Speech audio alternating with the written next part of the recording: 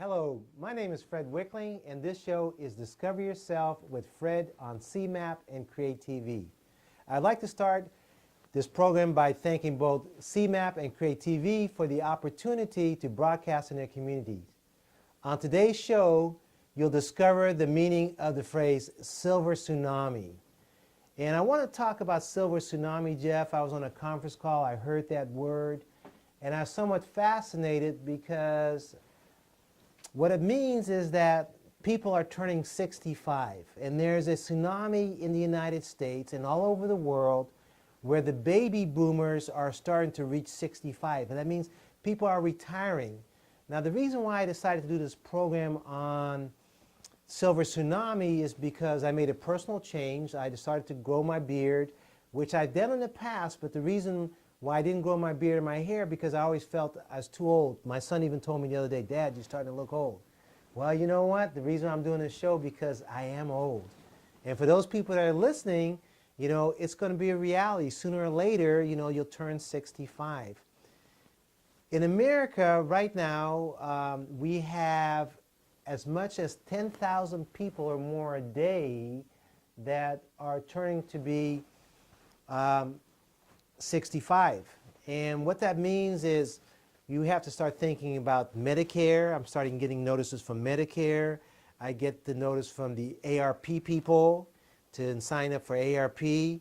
A lot of things are happening in my life, and so really interesting things like I've been doing real estate, Jeff, for 40 years, and it's just amazing how quick that happened. And because I'm in real estate and we're doing this show, with the silver tsunami, I want to kind of tie real estate, the people that are getting retire, and what does it mean in the total pictures. And I think people should listen and have some plans of their own. First of all, I thought, by the time I'm 65, I would have been retired by now. But, like one of the statistics is, all the baby boomers, we're finding out it's really harder to retire than we thought. Our pensions have gone. Our 401ks have gone. So all those things are disappearing. But the good thing is that we have a chance of making some changes. And being in part of real estate, it shows you that investing in real estate is still the way to go. And before the show we started, we talked about a little bit about tax liens. But even if we didn't do tax liens, if we can get kids to own a home, Jeff, the average home 40 years ago was $40,000. And in Santa Clara, that same home is worth about $800 to $1 million, right? Mm-hmm. So if you did nothing but just pay your rent and have your house, what you can really do now is, if you wanted to, which a lot of people are doing, they sell their house, they buy down, they go out of state, and live somewhere else and live off their Social Security. And so it's hard to live in Santa Clara on your Social Security, but it's easier to do that than other cities. Okay? So with that in mind, I want to tell you, being in real estate for 40 years, I've got this pin, yes, and it says Realtor Emeritus. And if you want to zoom into that, that means 40 years of dedication in real estate. And what I've seen and noticed that every 10 years, Jeff, the real estate market goes up and then it goes down. It goes up and it goes down. But if you look at the long run, it stays up. So again, the message is, you should invest in real estate regardless if you are 65 or if you're 25. And the reason why I'm saying that is because, I plan to live, and God willing, to 95. So 30 more years. Just what do you think would happen in real estate? If in the last 30, 40 years everything tripled, well, maybe, it can go up some more. So with that being said, back to the silver tsunami, okay? Retirement. I went online in pursuit of looking at this, doing this program today, and I learned about the differences, which I've been studying about Social Security retirement. And initially I was going to retire, Jeff, at the age of 62, because that's when you first can take your retirement. Well, what happened is I found out that at 62 if you retire, you're penalized if you make any more money than what they give you. Okay, so the maximum retirement is about $1,500. And if you make any $1,000 over that, you got to pay that back to Uncle Sam. So that's one of the reasons why I decided to wait till I was 66 to retire. Okay, so I'm 65. So right now what I'm doing, Jeff, every day I am counting the number of days that I have before I receive my retirement. Okay, and it's less than 300 and probably about 340 days. Okay, so with that in mind, you know, what I have to do right now in the next year is figure out what type of benefits that I can make over and above the Social Security money. Okay, and I looked online, and I'm picking up a book, you know, The Secrets of Retiring with Social Security. My wife is also going to retire the year after that, and so the question comes up, how to maximize the best way for our Social Security. And I want everybody that's listening to this to start thinking about that and planning for that time. Now, you have a little ways to go. You said, you know, that you were born in 61, but Jeff, before you realize it, you know, it will go up. You know, when I say real estate will go up and your age will go up. So, you know, we hear that Social Security may be going away, but I don't think it really will. You know, what will happen with Social Security, and I'm noticing now I have to retire at 66, right? But what's going to happen is they're going to keep raising that limit. They're going to keep raising the limit. And the reason why is because medicine is getting better and people are living longer. So because people are living longer, the government also feels that they're going to raise that age. Okay? And you mentioned something about people in your life that are saying, you know, they're working in California and then they're going to move to Ohio when they retire. You know, you mentioned that. Well, the thing is, what I'm suggesting that people do now is to start looking in places where to retire. I found that, you know, people that I see are moving to Georgia. I've got some people right now I'm talking to that are moving to Georgia. You can buy a home in Georgia for about $100,000. And let's take a typical example of a person here in Santa Clara Valley that bought a home, that lived here and worked here and retired, right? So say they bought a home, they finished college in the 60s, 70s, or even 80s, and they were able to buy a home for, you know, around $50,000, okay? Now, they keep paying on their mortgage, and they have a 30-year mortgage, and that $50,000 by now should be paid off for. But like a lot of people, you know, we always refinance. Being in the mortgage business and the real estate, we always find reason to pull money out of your home for your kids' tuition, for emergencies. And back in the days, we used to say, you know, that's kind of like free money. You know, money just comes, you know, free. But it isn't. You know, you've been paying for it, and now you have a value.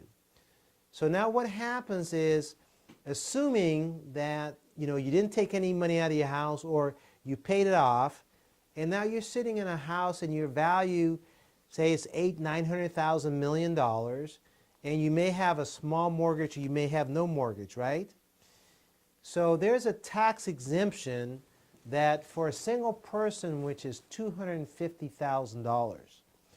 So if your house went from $50,000 to $800,000, okay, your gain is roughly $750,000. So if you get an exemption of $250,000, what that means that you have to pay taxes to Uncle Sam for about $500,000. Okay, $500,000 at 38% comes out roughly about, you know, $250,000, $300,000. So the question is, does it make sense to sell your house if you're a baby boomer? Well, you can't. I mean, if you sell your house, well, you got to pay Uncle Sam, you know, taxes. So what are your choices? Okay, well, the choice is to sell, pay the taxes, and move out of the area. Okay, the other thing is not to sell, pull money out of your house, and then buy something somewhere else and rent your house out over here. Now, The average rent in Santa Clara for a single-family house is probably close to $3,000 now. I know one-bedroom apartments are $2,500. So a house starts at $3,000, Jeff, and it probably is about $3,000 to $4,000. Okay, so for rent, so if you were to take a mortgage out of your house of $100,000, your payments probably be about $400. You can rent your house out, say for $3,000, $3,500, and you have income, and you can live somewhere else in Texas or out of state. So that's one example of a solution that you can do. But now, what if you're not ready to leave? I mean, I don't want to leave California. You know, you're not from here, but people that are from California, we don't want to leave. I mean, you know, where are you going to go? You said you got here in '61.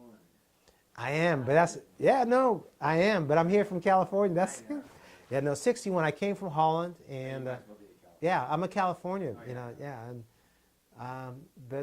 yeah, but no, that's a good thing. So, but you're here in California. So what are the other things that you can do? Okay. Well, I've got a friend of mine, and what she's doing is she's renting rooms out. And you probably know Diane. Diane is renting rooms out.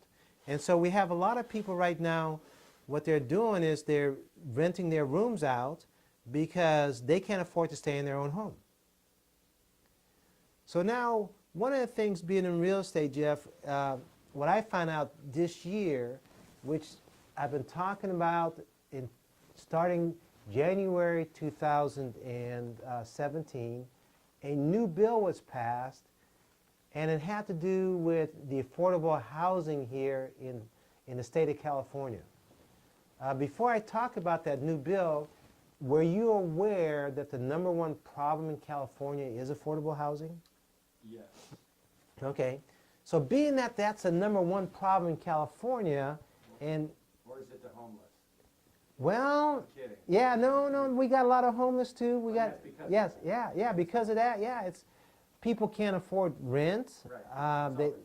yeah, it's all related, and they're getting older. So what do you do? You know, what do you do? So this senator recognized this, and what he found out is that we can't, you know, there's no more land that, you know, that we really can build. We look around, there's plenty of land, but for infrastructure-wise, we've, with global warming and everything else, we've kind of burned out, the space that we have. And so instead of going up, what can we do? So this senator passed a bill, SB 1069, that mandated all the cities in California to make it easier to build mother-in-law quarters. We call them accessory homes. We call them mother-in-law quarters. The Spanish people call them casitas. And if you go to places like Vegas or Arizona, when you buy a home, when the builder builds a new home, they automatically put a casita in the back. And it's really neat because if you bought a home there as an investor, you can rent the front house out and keep the back for yourself. But if you have your mother-in-law and father-in-law living with you, you can have them live in the back. Or for those people that have maids and service people, they can live in the back, or if you just want other income. So with this bill, it allows every place in California that has a lot more than 5,400 square feet. So the average lot is probably 5,500. If your lot's 5,400, you should be able to build a mother-in-law quarter, okay, a 10 by 10. You've heard, the word tiny homes. Tiny homes comes in wheels. Tiny homes, are immobile. They're mobile homes. But what this bill allows you to do is to put a mother-in-law quarters on your home. And I talking to somebody today, and in today's or the recent Mercury News, there's an article that talks about mother-in-law quarters. Okay? I went to the county of Santa Clara, and for anybody that's listening, if you have a home and you're looking for ways of making more money, go to the building department at City Hall on 5th and Santa Clara. Okay? You go to the building department and you tell the person your address, and what they will do is they will look at your property and they'll let you know if you can build a mother-in-law quarter on there or not. Okay, it's just that simple. That's pretty easy. Yeah, it's really easy. What I also understand is that the cities are required not to double fee you for hookup permits. Okay, usually they have electrical hookup and a water hookup if you do a mother-in-law's quarter. You know, and some of the cities fought it, but I think that the senator's bill really makes a lot of sense. And people are going, some people are building their own, and it's a fun project to do. If you have a house and you know, you can build something material-wise probably for $30,000, $40,000, or $50,000, depending on the size. And it's good to get contractors and professional people to help you, but for those handy persons, it's doable. Now, mother-in-law quarters and casitas could be really good because I'm already thinking about it for myself, right, Jeff? I told you I'm 65 and you know, I'm taking care of my mom, and I think that probably in another 15 years, I probably won't need my house because it's too big.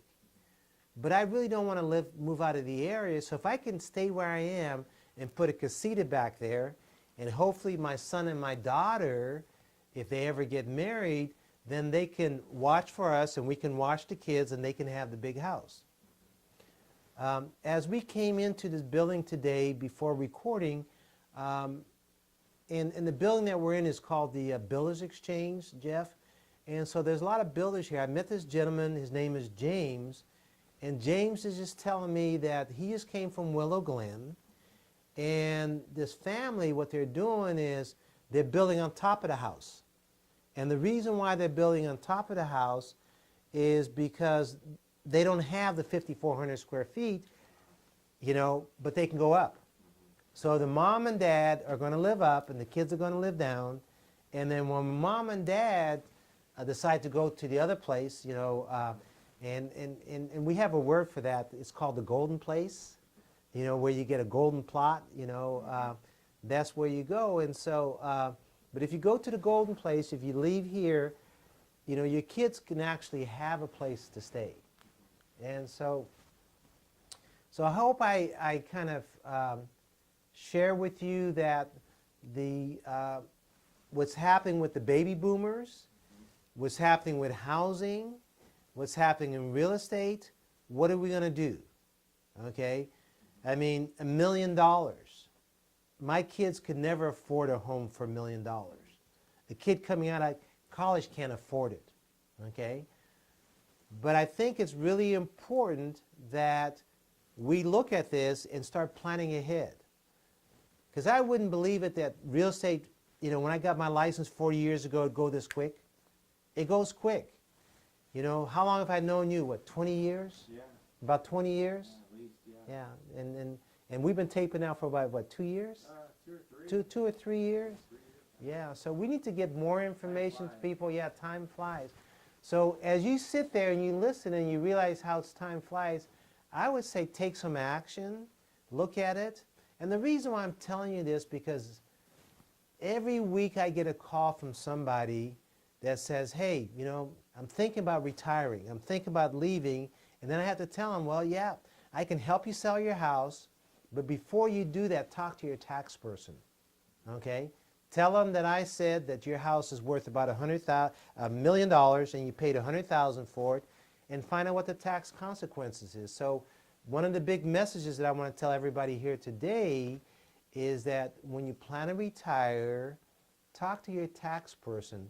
You have to sit down and plan.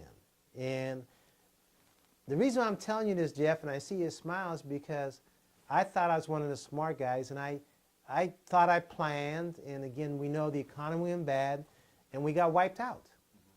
And so it's starting over, and I still know so many people that have to start over, but now I'm doing things a little different. I'm planning, okay? I know I'm going to get my Social Security within a year, okay? But now what am I going to do? Am I going to put a casita, you know, in my backyard, okay? Am I going to help other people do that? Yeah, I'm going to help other people do that because I see so many families. They don't know where to go, what to do. I was smiling because I do my own taxes, Okay, okay. so I have to ask myself. So, yeah, you have to ask yourself. And ask yourself, does it make sense if you owned a home, or with your taxes, retirement, retirement planning, what do you need to live on? I myself don't need a lot of money to live on, but, cars paid, but, unless you buy another car, Oh, yeah. unless, we don't need new cars anymore, so we're past the new cars. And by the time I get a car, hopefully if I ever get a new car, I hope I don't have to drive in it, and that's coming up real soon also, okay? But I get these calls from people that, I can't afford my house anymore. What do I do? Okay. So the first things I tell them options, before leaving the state, a lot of people leave the state, there are places in California where you can go. A lot of places outside the Bay Area. There's places like Las Banas, there's Salinas, there's Hollister, there's Merced, there's Modesto, there's Fresno, all along the Highway 99, okay? And we got a lot of clients right now that are calling us, and we're taking them over there. You can go to Modesto right now, and you can still buy a house for $200,000, okay? I've got a lady right now that I'm working with. She wants to buy a house. I saw a condominium in Sacramento. Believe this, Jeff, it's a one-bedroom condo for $95,000. So remember I told you back in, 40 years ago those prices were there? Yeah. Well, if you move outside the Bay Area, some of those prices are there. Mm-hmm. So this lady, I showed this house for $95,000. She decided not to buy it. She's actually moving from Delaware. She sold her house in Delaware, and she wants to move back to California, and a sticker shock. And one of the other things that, kind of speaking to the choir, but what's that old saying is once you leave California, it's hard to buy back in California. Oh, yeah. Yeah, and so, but this lady is buying back, and she looked in Sacramento, and she's a proponent of the tiny homes also. And so she said she could live in this 800 square foot home, but she couldn't deal with the noise. So this is what I told her, which was kind of interesting. If she paid, she has enough cash, and some people have enough cash, like $95,000, she was going to pay cash for this house, right? But assuming you don't even pay cash for it, say you got a mortgage on it. A mortgage on that, say maybe with 10% down or 20% down, your mortgage is going to be like $300 or $400. And your homeowners association, and that one is like $300. Do you know how much you can rent that out for, Jeff? 1,000. 1,100, close. Yeah. $1,100. So if you can rent that out for $1,100, you don't have to move out of the state. And for those people that have money, if you have equity in your house, you may want to buy a place in Sacramento like that for where you want to retire. Now, the other thing that is really important, I talked about Sacramento, there are retirement communities also. And one of the retirement communities that I want to talk about here in the Bay Area is called the Villages. It's the only one, it's a whole community. They have single-family homes, they have condominiums, and they have attached homes like duplexes and detached homes, okay? As long as I've been in San Jose, I've been knowing about the Villages. Rents really, or the homes are really affordable at the Villages. You can probably buy a one-bedroom condominium, two-bedroom condominium for $300,000 or $400,000. Now the problem is though the HOAs there is really expensive. The HOA is like $800. But the reason why it's so expensive because they have like 3 golf courses there. They have a swimming pool. They have tennis courts. They have a lot of wildlife over there. They have deers. On-site medical. On-site medical, yeah. I'm guessing. Now, good question. I don't know if they have that or not, but they have all the things that seniors want. I mean, it's geared for seniors. So, senior retirement community. There's another one that I'm aware of in Sacramento. It's called Del Webb. Speaking of Del Webb, I just had another client this month selling their house in Oakland, and he's moving to Las Vegas. And he's buying a $200,000 home in Vegas, in Summerlin. Yeah. Talked to a realtor friend of mine 2 days ago. I called him up. Guess where he was? Vegas. Vegas, man, pretty good. It's Yeah. Vegas selling real estate. And so we are seeing that. So It's hot there. it's really hot. You know, speaking of hot in Vegas, and I'm kind of getting off the track, but you know, water's been a really issue, and this year we had a lot of water, and I'm really curious to find out if Lake Mead is being filled up, because I own some property not too far from Lake Mead, and the last couple of years, because of the drought, they had to drill deeper in Lake Mead so they can pipe the water into Vegas.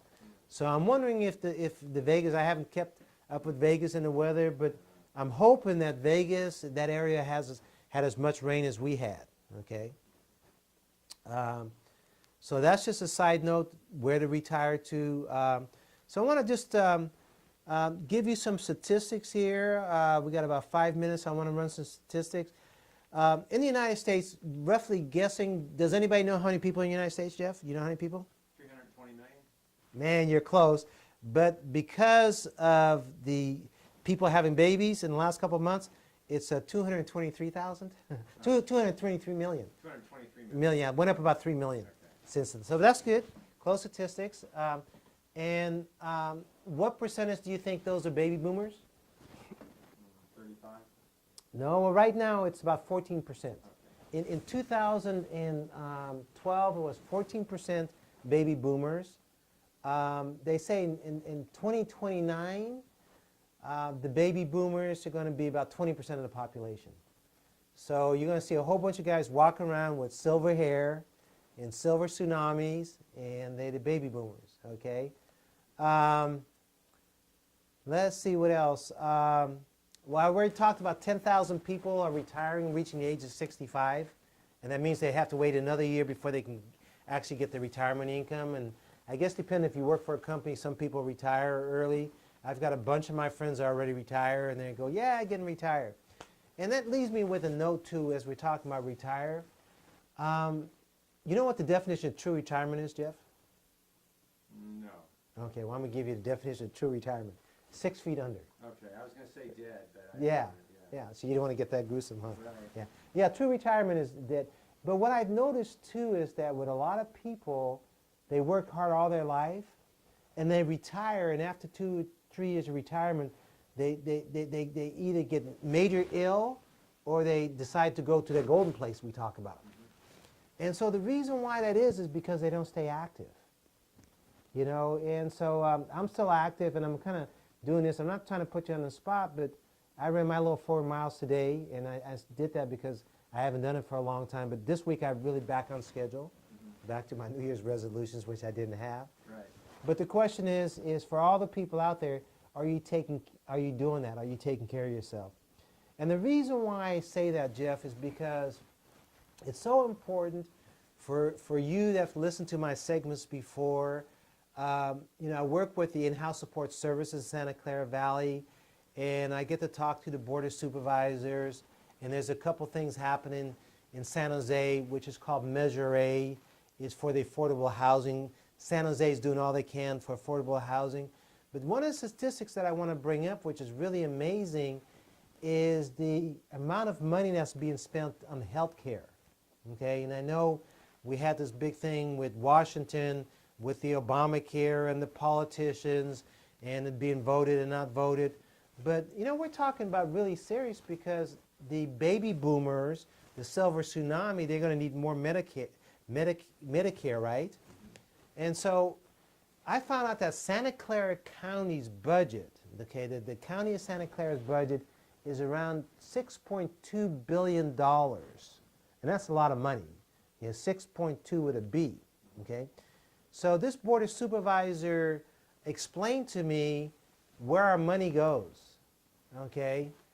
So if you look at $6.2 billion to run the county, she told me that we have a place here, it's called Valley Medical Center. And guess how much of that money, of that $6 billion, goes to Valley Medical Center? Any idea? 1 billion? Man, you're close, but you're off. It's $2 billion. $2 billion. And then she says, with all the other medical insurance and benefits, the county of Santa Clara spends $3 billion on health. Now that's a staggering amount of money.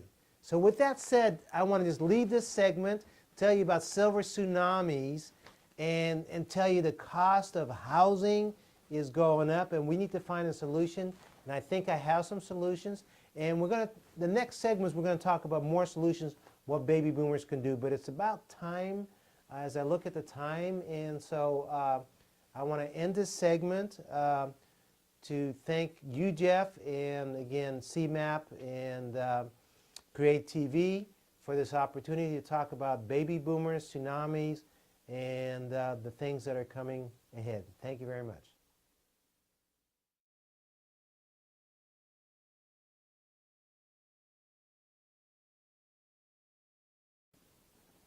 Hello, my name is Fred Wickling, and this show is Discover Yourself with Fred on CMAP and Create TV. I'd like to start this program by thanking both CMAP and Create TV for the opportunity to broadcast in their communities. On today's shows, we started talking about the meaning of the silver tsunami. So we're going to continue with that with the silver tsunami. We ended the segment talking about the cost of medical benefits in Santa Clara County. And so what I want to do is kind of segue back, Jeff, to some of the statistics that we talked about, to what happens to people like myself. I told you I turned 65, and I think I'm the best example. So one of the things that they said the areas of concern is that 59% of the people relying on Social Security by the time they get to be my age, right? And if you think about it, is that it's just not enough. It's just not enough money for them to retire. Say $2,200, right? So that's the number one problem that's facing all those people, 10,000 people that retire or reach the age of 65 now. Okay.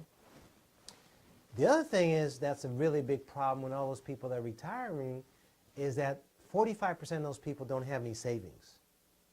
Okay. Right. And I'm one of them. I mean, we had our 401k, we used that, we had this, and we don't have it. Right now, things are coming back. Okay, so we can do that.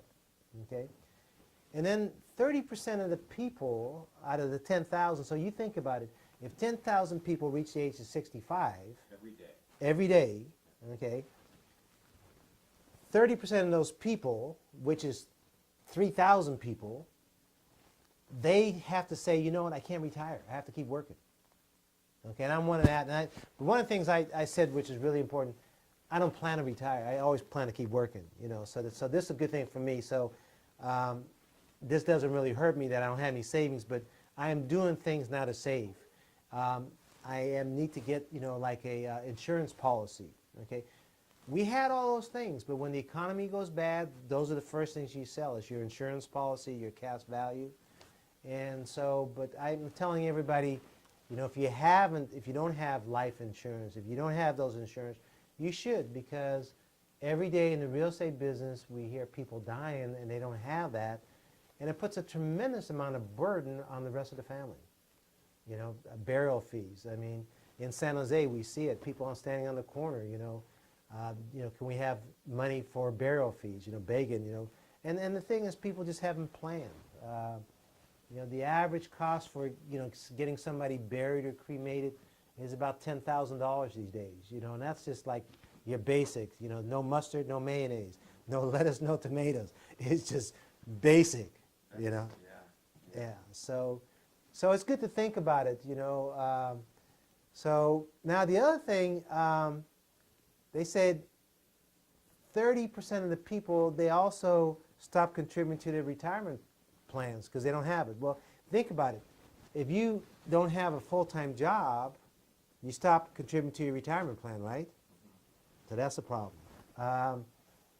If you lose your job, you don't have retirement. And then the other problem, which I think I'm really happy with, besides my mortgage, they say 44% of the people that reach my age, they lug around a lot of debt.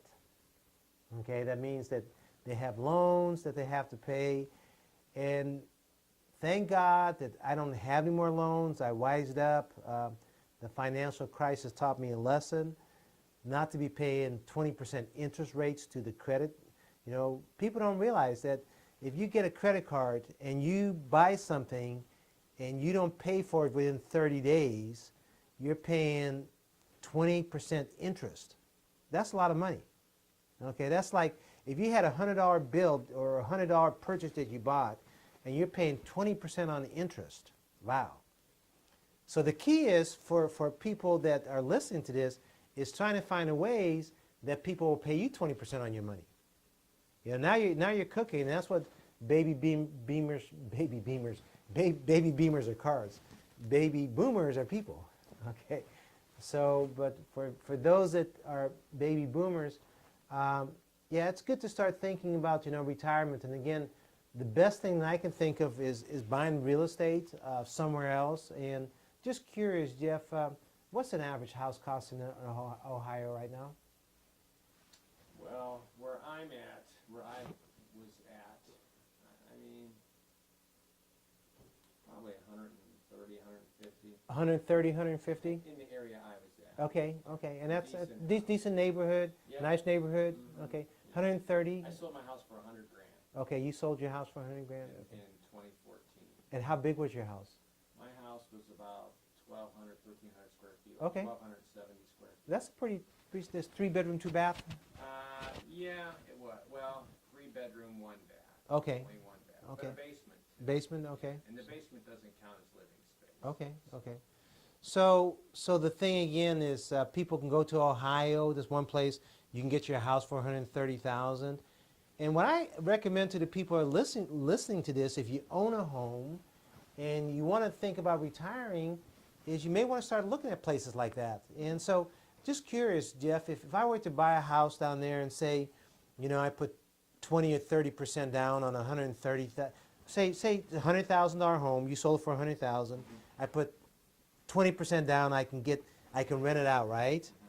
And so I'd have a $80,000 mortgage on that.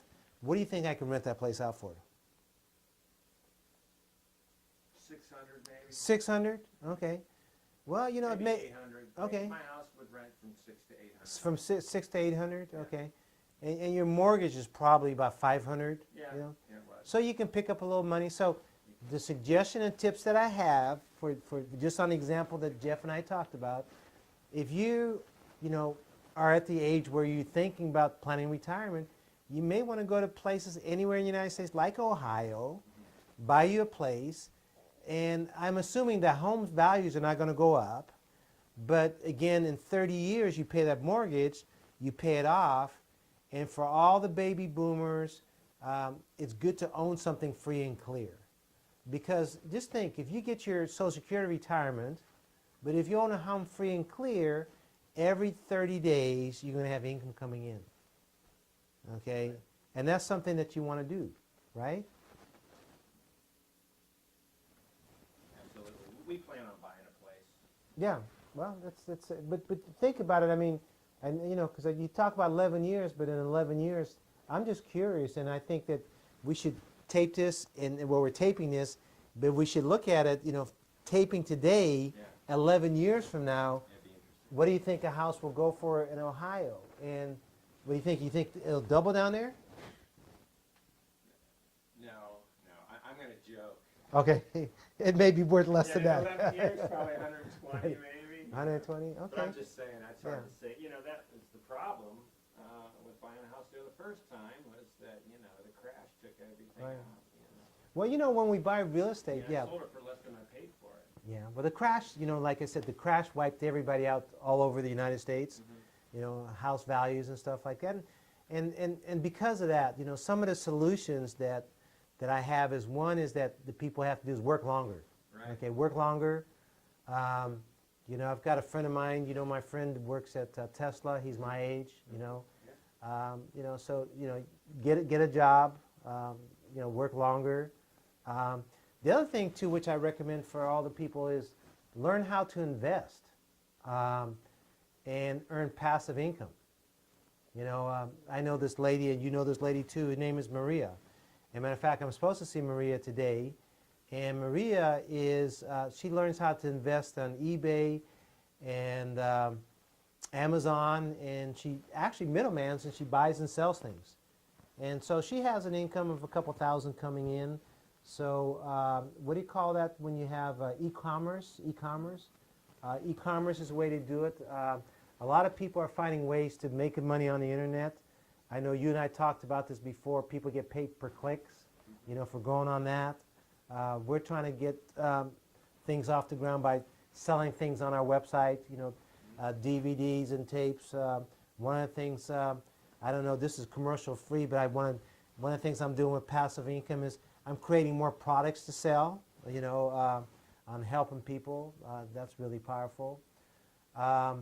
Some of the passive incomes that you can get is, I know this young lady, and it's really funny how she gets her passive income. She's buying Warriors season tickets, and she buys them, and then every time she doesn't go to the game, but somebody will buy her tickets, and so she makes enough to pay for her tickets and then have enough money for her vacation. So that's another passive income. And the reason why I mention that, because if you can get Warriors season tickets, those things are hot right now. I hear there's a lot of Raiders season tickets available. I think there are going to be a lot of Raiders season tickets available, especially if they go to Vegas, right? That's what I'm saying. Yeah. Well, I think the Raiders too. I mean, they think, hey, Vegas is the way to go. We talked about that earlier on our segment, part-time job, I know Roberta, she actually, has a part-time job working at the SAP Center, doing those type of things, helping and taking care of the elderly. One of the things, Jeff, that I've heard before is called Seniors Helping Seniors. It's actually a program, a company for my friend Al. He works for that company. He's my age. And basically what he does, he goes around helping seniors. And that kind of talked about what we talked about earlier is tweeners. I used the word tweeners, and you looked up what tweener is, and so my definition of a person my age, a silver tsunami person, we are tweeners, and we've been tweeners for a while.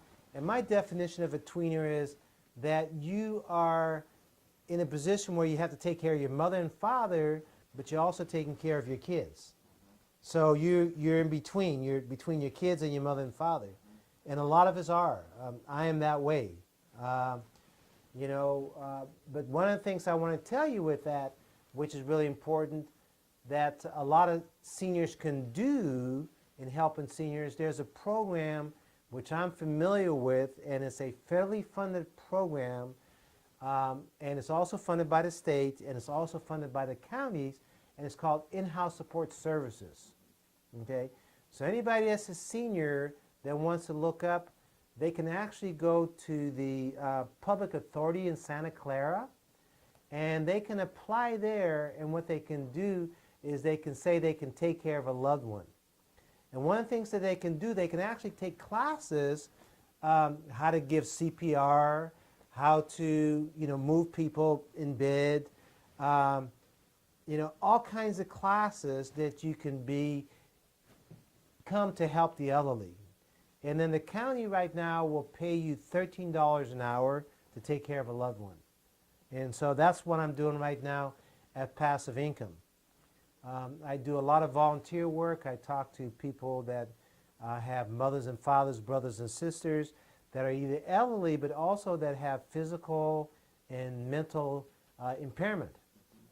And the county and the state recognizes that it's cheaper to keep somebody at home, they get better care, than put them into a mental facility or a facility for the elderly.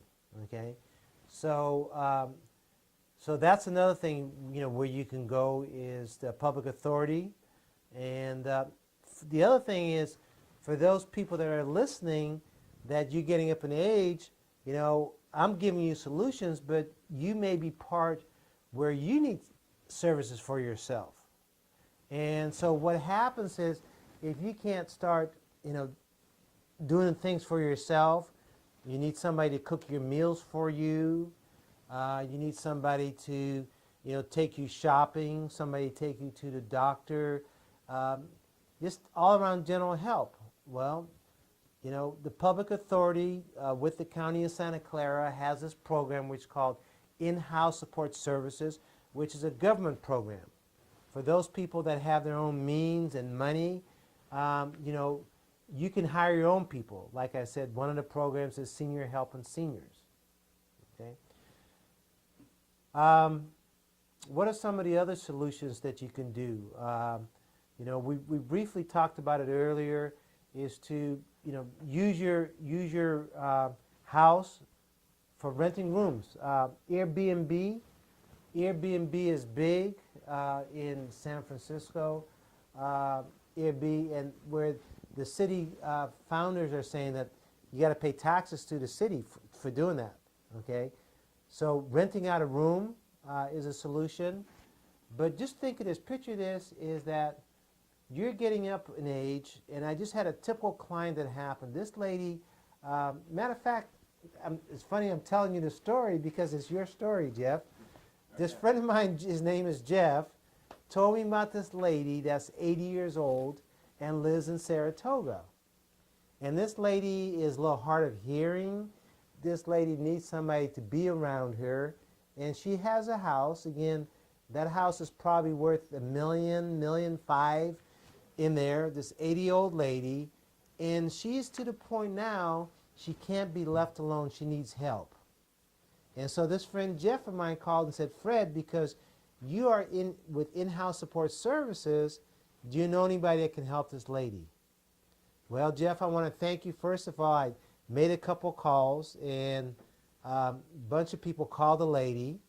And again, the situation that we deal with is we have people here that speak different languages, and the lady you referred me to happened to speak Spanish.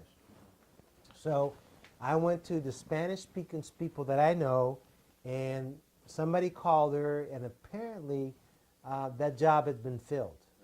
Okay? But again, if you are getting older and you don't know where to go, you know, you can actually go online and go to the county and ask for in-house supportive services. And the reason why you want that is that if you don't have enough assets for yourself to take care of you. If you have enough assets, then you don't need to go to the county. You can just hire somebody. So one of the beautiful things that you had said with the lady that you knew, Jeff, is that she was willing to trade some of her room for room and board in lieu of taking care of her. So just think about that. So if you don't have any money, you're living on your retirement income, and you need somebody to take care of you, and you do have a spare bedroom, well, what you can do is actually get somebody that can take care of you. You give them free room and board because, again, earlier what I said, what's the number one problem in California? Affordable housing. So we can start matching people up, people that need a place to stay, that can take care of another person. That's what we're doing right now. And I'm just doing it, you know, by word of mouth, people, you know, calling me. And I've got a couple people that I know right now that are renting rooms. So that's the other thing that you want to do is get a network of people that rent rooms.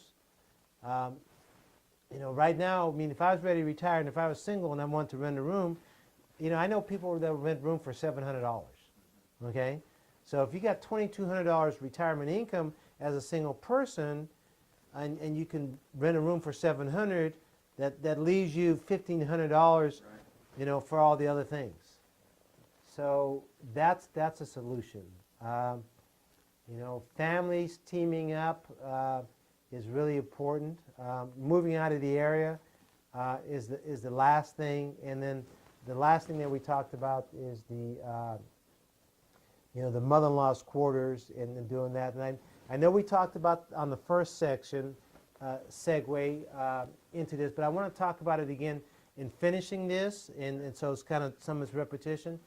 For those people that just get the second part of the show, is that this is a message for anybody that in Santa Clara, that if you currently own a home and you can't afford to sell it, and you can't afford to pay the mortgage, and you're stuck in between, you're a tweener, one of the solutions that the senator passed in the state of California, and is big news to me being in real estate for 40 years, is called Senate Bill SB 1069.